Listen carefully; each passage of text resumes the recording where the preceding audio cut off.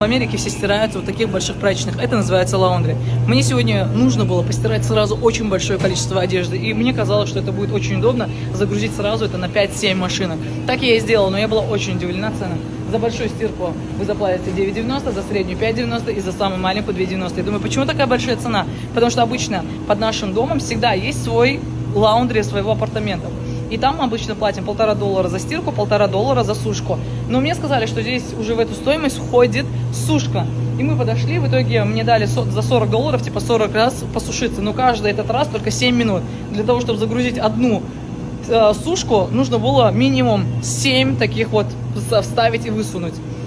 Не знаю, насколько это удобно. Я шла со всеми баулами по всему городу. Нужно было это все тащить. Еще плюс дополнительно вы тащите с собой средства. Идете вот с такими баулами и ждете, пока постираете, потом высушится, и вы вот привязаны. Но, наверное, это все равно удобно. Как вы думаете, вы бы справились бы с таким вот?